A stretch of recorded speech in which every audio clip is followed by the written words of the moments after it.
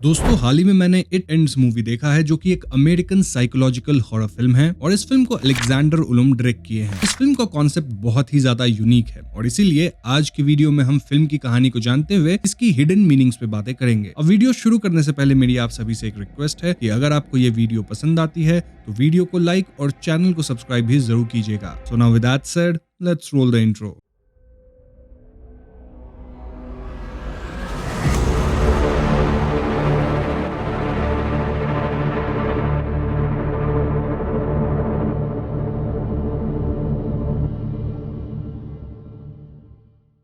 तो फिल्म की शुरुआत में हम चार दोस्तों से मिलते हैं जिनके नाम हैं टाइलर, डे, फिशर और जेम्स। टाइलर बाकी तीनों से कुछ समय बाद मिल रहा है क्योंकि टाइलर मिलिट्री में ड्राफ्ट हो गया था। वहीं डे, फिशर और जेम्स अपनी ग्रेजुएशन कंप्लीट कर चुके हैं। इनफैक्ट जेम्स की तो जॉब भी लग गई है। जी हाँ, जेम्स की हम एक फोटो देख पाते हैं जहाँ वो टाई वगैरह पहन के जॉब पे जाने लगा है और इस बात पे डे और फिशर उसके टाई और सैचल का मजाक बनाते हैं। खैर ये चारों टाइलर की कार में घूम रहे होते हैं और इनके बीच एक बड़ी ही अजीब डिस्कशन चल रही होती है। डिस्कशन ये था कि आपके पास चार ऑप्शंस हैं जिनमें से दो आपको चुनना है। ये दो आपको प्रोटेक्ट करेंगे और बाकी दो आप पे अटैक करेंगे। Now the options are 50 hawks, 10,000 rats, 5 gorilla और एक इंसान जिसके हाथ में गन है। जेम्स कहता है कि वो 5 गोरिल्ला और एक इंसान विद गन चुनेगा क्योंकि हॉक्स को तो वो अपने पंजों से ही खत्म कर देगा। वहीं फिशर इस बात से एग्री नहीं करता कि हॉक्स को इतनी आसानी से हराया जा सकता है, इसीलिए वो 5 गोरिल्ला और 50 हॉक्स चुन रहा था। डे भी यहाँ फिशर से एग्री करती है। इनफैक्ट वो तो गोरिल्ला को गन चलाना सिखाने की बात करती है, व्हिच वाज वियर्ड। टाइलर भी यहाँ हॉक्स एंड गोरिल्ला वाली कॉम्बिनेशन ही चूज करता है। और दोस्तों इस बात को आप याद रखिएगा कि कैसे सिर्फ जेम्स की चॉइस अलग है। और हाँ, कमेंट्स में आप भी मुझे बताइएगा कि आप इन दो ऑप्शंस में से किन दो को चुनते फॉर योर प्रोटेक्शन ताकि बाकी दो आप पे अटैक करें। एनीवेज यहाँ मैं आपको ये भी बता दूं कि जेम्स अपने फ्यूचर को लेकर थोड़ी मंडेन बातें करता है। लाइक मैं पैसे कमा लूंगा, फिर सेटल हो जाऊंगा, बच्चे हो जाएंगे, शायद उनमें से एक थोड़ा अजीब भी होगा और लाइफ यूं ही बेकार रहेगी। इनफैक्ट जेम्स तो कहता है कि बूढ़ा होकर वो किसी तरह के मेडिकली इंड्यूस्ड कोमा में जाएगा ताकि चिल बेड पे पड़ा रहे। इन शॉर्ट भले लाइफ खराब हो जाए, जेम्स उसमें संतुष्ट ही रहेगा। सभी जेम्स के इस पेसिमिस्टिक लेकिन संतुष्टि से भरी बात से परेशान होते हैं और वो टाइलर के लाइफ के बारे में पूछते हैं। टाइलर बताता है कि उसकी एक हैना नाम की गर्लफ्रेंड थी जिससे वो ब्रेकअप कर लिया। क्यों? क्योंकि हैना टाइलर के साथ पंपकिन पिकिंग जाना चाहती थी और इस बोरिंग काम के लिए टाइलर को 3 घंटे ड्राइव करके जाना पड़ता, इसीलिए वो ब्रेकअप ही कर लिया। अब हैना तो मूव ऑन कर गई है, लेकिन देख के ऐसा लगता नहीं कि टाइलर अब तक मूव ऑन कर पाया है। ऑल्सो ये ब्रेकअप करने का बहुत ही स्टूपिड रीजन था। आई मीन गर्लफ्रेंड और बॉयफ्रेंड तो एक दूसरे के साथ किसी तरह तो टाइम स्पेंड करेंगे ही ना। इसी डिस्कशन के बीच इनकी गाड़ी एक सुनसान रोड पे जाती है जहाँ रोड के दोनों तरफ जंगल और पेड़ पौधे थे। आइडियली इन्हें थोड़ी दूर के बाद ही एक टर्न मिल जानी चाहिए थी, लेकिन इन्हें कोई टर्निंग दिखती ही नहीं है। ऐसे में टाइलर यू टर्न लेता है क्योंकि उसे लगता है कि शायद इन लोगों से टर्न मिस हो गई होगी। यू टर्न लेने के बाद ये लोग कुछ देर गाड़ी चलाते हैं और एकदम से इनके सामने रोड एंड आ जाता है जहाँ से आगे पेड़ पौधे लगे थे। आई मीन ऐसा लग रहा था मानो ट्रीज से एक बड़ी वॉल बनाई गई है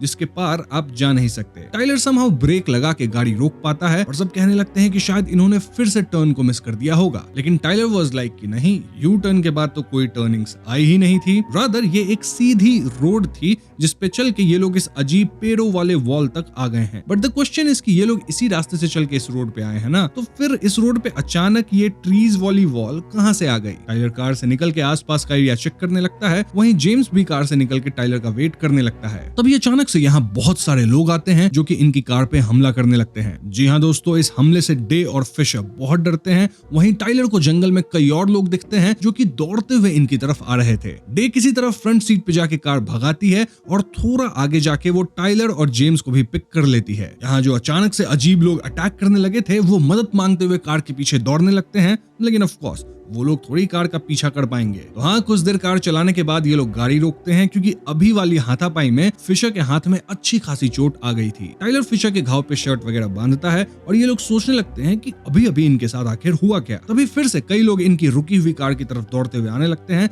और ऐसे में ये लोग वापस कार को भगाते हैं। इनकी गाड़ी में 1/4 ही फ्यूल बचा था, सिर्फ 1/4, और रास्ते में इन्हें कोई भी टर्न वगैरह दिख नहीं रहा था, लेकिन ये लोग गाड़ी रोक नहीं रहे थे, रादर गाड़ी को भगाए जा रहे थे। और ऐसे में इनकी ड्राइव तकरीबन 6 घंटे तक चलती है। जी हाँ दोस्तों, सुबह होने को आ गई थी और अब तक इन्हें एक सिंगल टर्न नहीं मिला था। यहाँ अजीब बात यह थी कि गाड़ी का फ्यूल इंडिकेटर अब भी 1/4 फ्यूल दिखा रहा था, जबकि अब तक तो टंकी खाली हो जानी चाहिए थी। एक पॉइंट पे ये लोग गाड़ी रोकते हैं जहाँ टाइलर आगे वाली ड्राइविंग सीट पे फिर से आता है और जेम्स इन सबको इंजन ऑफ करने से मना करता है। इनके फोन्स में सिग्नल नहीं आ रहे थे और तभी एकदम से फिर से इंसानों का झुंड इनकी तरफ दौड़ता हुआ आता है। ये चारों दोस्त गाड़ी में बैठ के फिर से गाड़ी चलाना शुरू करते हैं और इस पॉइंट तक इन्हें समझ ही नहीं आ रहा था कि इनके साथ हो क्या रहा है। जेम्स अपनी थियरी देता है कि शायद ये लोग रियल लाइफ में हैं ही नहीं, रादर खत्म होके आफ्टर लाइफ में आ चुके हैं। ऐसा इसलिए हुआ होगा क्योंकि शायद इनकी गाड़ी का एक्सीडेंट हुआ होगा जिसमें चारों खत्म हो गए होंगे। टाइलर और बाकी लोग तुरंत इस थियरी को नकारते हैं, सेइंग कि इनकी गाड़ी का कोई एक्सीडेंट नहीं हुआ है और ये लोग जिंदा हैं। टाइलर गाड़ी चलाता रहता है और यहाँ दिन होके वापस रात हो जाती है। सबसे अजीब बात ये थी कि इन लोगों को ना भूख लग रही थी, ना प्यास,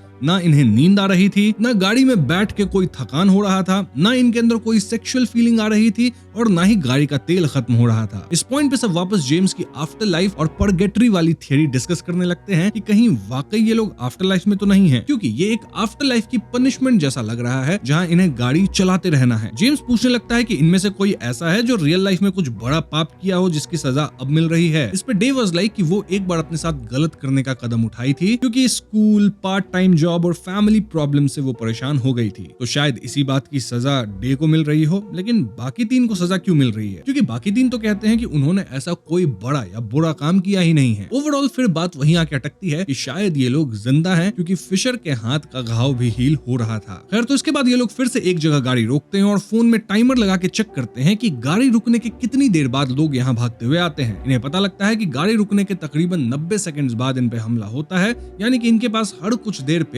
90 सेकंड्स रुकने का ऑप्शन है। बाय द वे, इनके फोन भी डाई डाउन नहीं हो रहे और फोन में नेटवर्क तो ऑफ कोर्स नहीं है। अब गाड़ी चलाते हुए फिर से सुबह होती है और ये लोग गाड़ी रोक के 90 सेकंड्स का ब्रेक लेते हैं। इस 90 सेकंड्स में टाइलर दौड़ के जंगलों में जाता है ताकि वो देख सके कि क्या जंगलों में से निकलने का कोई रास्ता है। अब 90 सेकंड में आप कितना ही दूर जा पाओगे? तो टाइलर कुछ 100 यार्ड्स ही जा पाता है। उसे वुड्स में लोग बैठे हुए दिखते हैं और जैसे ही 80 सेकंड्स होता है, बाकी लोग गाड़ी का हॉर्न बजाते हैं और हॉर्न सुनते ही टाइलर वापस दौड़ के गाड़ी में आके बैठ जाता है और ये लोग दूसरे लोगों के आने से पहले गाड़ी को भगा लेते हैं। इसके बाद ये लोग रेडियो स्टेशन ढूंढते हैं जहां सिर्फ स्टैटिक था। देन इनके पास एक क्लिफ बार नामक चॉकलेट बार थी जिसे चारों खा ही नहीं रहे थे। क्यों? क्योंकि ये एकमात्र रियल वर्ल्ड की निशानी थी जिसे आप खा सकते हो। साथ ही अगर ये लोग इसे खाते हैं तो शायद इस चॉकलेट को जन्म जन्मांतर तक डाइजेस्ट ही करते रहेंगे। नॉट टू मेंशन कि इन्हें भूख भी नहीं है। वहीं टाइलर हर ब्रेक में जंगल में भाग के कुछ तो ढूंढने की कोशिश करता है, लेकिन अब तक इन्हें इस एंडलेस रोड से निकलने का कोई रास्ता नहीं मिला है। ये लोग रास्ते में कुछ ट्री ब्रांचेस भी रख देते हैं ताकि अगर इन्हें वापस से ये ट्री ब्रांच रास्ता में दिखे तो इसका मतलब ये है कि ये पूरा सेटअप एक लूप जैसा है। जेम्स पॉइंट आउट करता है कि यहाँ सब कुछ एकदम सिमिलर सा है, एज इफ किसी तरह के सिमुलेशन में चीजें डिजाइन की गई हों। तो यस, इनका स्ट्रगल कई दिनों तक चलता रहता है, जहाँ एक बार तो टाइलर एक रैंडम आदमी को पकड़ के बांध देता है और उसे धमका के पूछने लगता है कि ये लोग कहाँ हैं। लेकिन दोस्तों, वो आदमी तो खुद ही यहाँ फंसा हुआ होगा ना, उसे थोड़ी कुछ पता होगा। इस पॉइंट तक सबका मेंटल ब्रेकडाउन होने लग गया था एक्सेप्ट जेम्स। और तभी इन्हें रास्ते में एक दूसरी गाड़ी मिलती है जिसकी हेडलाइट ऑन थी। जेम्स इस गाड़ी के पास जाना चाहता था ताकि वो गाड़ी के ओनर से बात कर सके, लेकिन बाकी लोग उसे जाने से मना कर रहे थे। स्टिल जेम्स भाग के गाड़ी के पास जाता है, लेकिन दोस्तों गाड़ी में ना तो कोई था, ना ही गाड़ी में चाबी लगी हुई थी। इनफैक्ट गाड़ी का जो ओडोमीटर होता है जिसमें दिखता है कि गाड़ी कितनी चली है, उसमें 9,99,999 माइल शो कर रहा था। मतलब ओडोमीटर में इससे ज्यादा शो ही नहीं कर सकता है। ओडोमीटर मैक्स आउट हो चुका था एंड दिस टेल्स अस कि ये गाड़ी इतनी चल चुकी है कि इसका ओडोमीटर ही खत्म हो गया। ये देख के टाइलर की हिम्मत टूट जाती है और जब वो अपनी गाड़ी ड्राइव करता है तो वो गाड़ी को बहुत तेज चलाने लगता है। एक पल के लिए ऐसा लगता है कि टाइलर गाड़ी को ठोक देगा, लेकिन बाकी तीनों के गुहार लगाने पे वो गाड़ी को स्लो करता है। अब अगली सुबह तक ये लोग 56,182 माइल्स गाड़ी चला चुके हैं और एक ब्रेक के दौरान टाइलर और जेम्स जंगल में छानबीन करने जाते हैं। इस पॉइंट पे टाइलर जेम्स से कहता है कि वो वापस गाड़ी में नहीं बैठ सकता क्योंकि उसे पता है कि ये एक एंडलेस रोड है। बेसिकली टाइलर गिव अप कर रहा था क्योंकि वो यहीं जंगल में रुकना चाहता था। इनफैक्ट वो जोक भी करता है कि अब तुम लोग को बढ़िया लेग रूम मिलेगा। जेम्स उसे मनाने की कोशिश करता है लेकिन टाइलर नहीं मानता और ऐसे में 90 सेकंड्स होने पे जेम्स गाड़ी तक वापस जाता है। टाइलर के वापस न आने से डे और फिशर बहुत उदास होते हैं, लेकिन इन्हें अपनी जर्नी कंटिन्यू करनी पड़ती है क्योंकि पीछे से लोग दौड़ के आ रहे थे। अब दोस्तों मैं आपको बता दूं कि इनकी गाड़ी में बस एक ही पर्टिकुलर सॉन्ग आता है क्योंकि एज एक्सपेक्टेड चीजें इस जगह पे एक ही सिचुएशन में फंसी हुई है। जेम्स, डे और फिशर पूरे डे को अब प्रॉपर्ली प्लान करने लग गए थे। लाइक सुबह 8 बजे ये लोग अपने माइंड को बहलाने के लिए एक गेम खेलेंगे जहां आप किसी भी एक चीज चीज का नाम लोगे, जैसे कि ओशन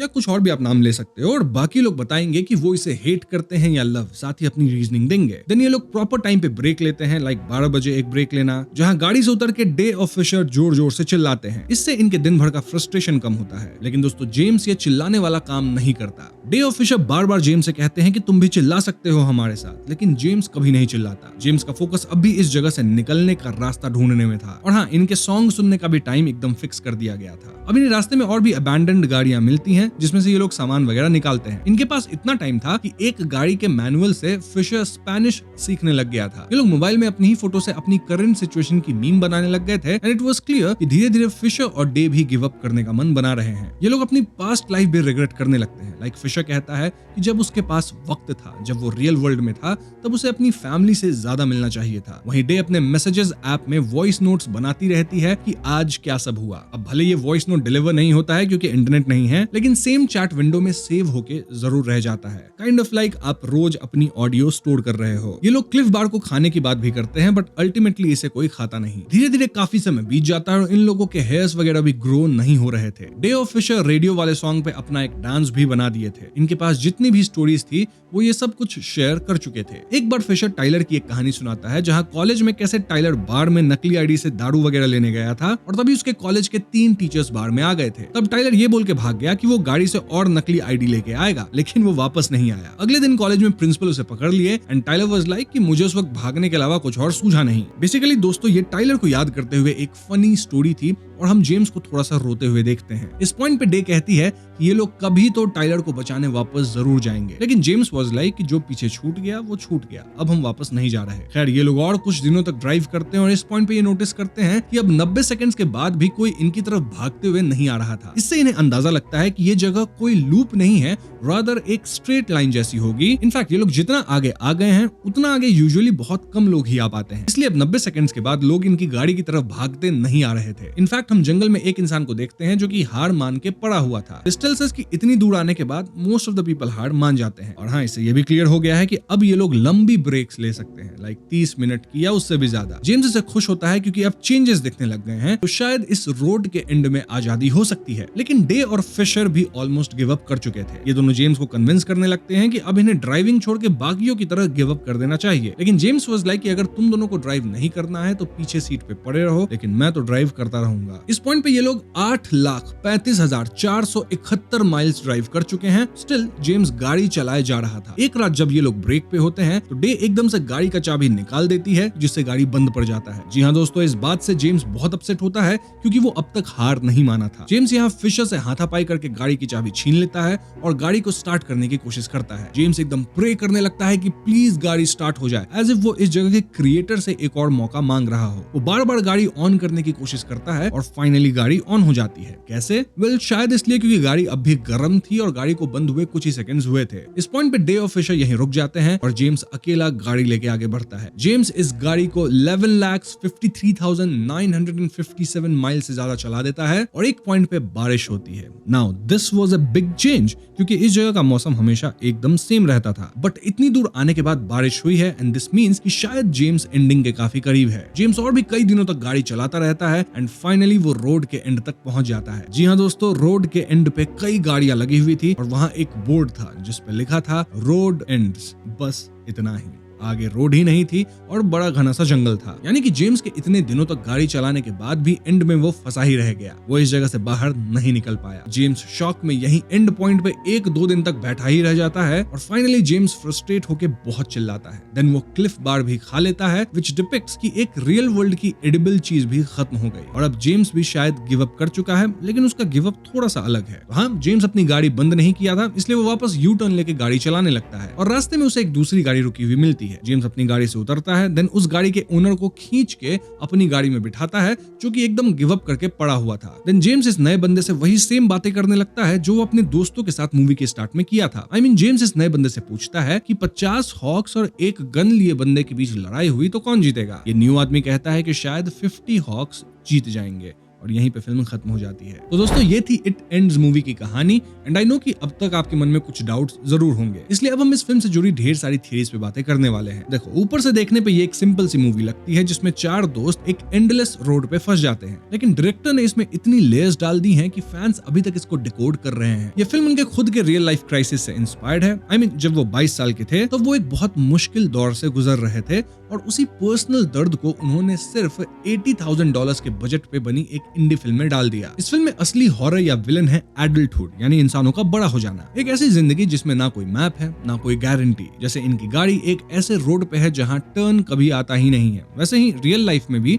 हमें पता ही नहीं होता कि आगे क्या होने वाला है, बस सीधा चलते जाना है बिना किसी मैनुअल के। क्रिटिक्स ने इसे जॉन पॉल के फेमस प्ले नो एग्जिट से कंपेयर किया है, जिसका कोर आइडिया है कि हेल इज अदर पीपल। मतलब जब आप किसी तरह एस्केप नहीं कर सकते और फोर्सफुली कुछ लोगों के साथ फंसे रह जाते हो तो वही असली नरक बन जाता है। इस तरह एल्बर्ट कैमस के मिथ ऑफ सिसिफियस से भी कंपैरिजन मिलता है, जिसमें एक इंसान हमेशा एक पत्थर को पहाड़ पे चढ़ाता रहता है जो कि बाद में लुढ़कता है, अगेन वो चढ़ाता है। मतलब एक एंडलेस स्ट्रगल है, लेकिन कैमस कहते हैं कि इसी स्ट्रगल में ही मीनिंग ढूंढना पड़ता है। डायरेक्टर खुद कहते हैं कि ये फिल्म उनकी अपनी एग्जिस्टेंशियल ड्रेड को प्रोसेस करने का तरीका था। मतलब जब वो 18 से 22 साल के थे और उन्हें लगता था कि एडल्टहुड एक ऐसी चीज है जिसे वो झेल ही नहीं पाएंगे। इसलिए फिल्म का मैसेज भी यही है। जेन-ज़ी जनरेशन जो एक ऐसी दुनिया में पैदा हुई है जिन्हें पता ही नहीं कि उनका फ्यूचर कैसा होगा, उनके लिए ये एंडलेस रोड एक परफेक्ट मेटाफर है। और सबसे इंपॉर्टेंट बात, एंडिंग में डायरेक्टर ये भी दिखाते हैं कि डेस्टिनेशन में पहुंचना इतना इंपॉर्टेंट नहीं है जितना कि रास्ते में अपने लोगों के साथ होना। अब बात करते हैं इस अजीब जगह के मैकेनिक्स की। शुरू में लगता है कि ये एक लूप है, लेकिन जैसे जैसे स्टोरी आगे बढ़ती है कैरेक्टर्स खुद रियलाइज करते हैं कि ये लूप नहीं बल्कि एक स्ट्रेट एंडलेस लाइन है। इसलिए शुरुआत में इतने सारे लोग इनकी गाड़ी की तरफ दौड़ते हुए आते थे, लेकिन जैसे जैसे ये लोग आगे बढ़ते गए वैसे वैसे उन्हें चेज करने वाले लोग कम होते गए, क्योंकि बहुत कम लोग इतनी दूर तक पहुंच पाते हैं और जो पहुंच भी गए उनका हिम्मत टूट चुका होता है। वहीं जो लोग स्टार्टिंग पॉइंट पे हैं उन्हें अभी भी एक होप है कि शायद अगर कोई गाड़ी मिल जाए ना तो हम यहाँ से भाग के निकल सकते हैं। इसीलिए वो इतनी तेजी से दौड़ते हैं, लेकिन जितना आगे जाओगे उतने कम लोग बचते हैं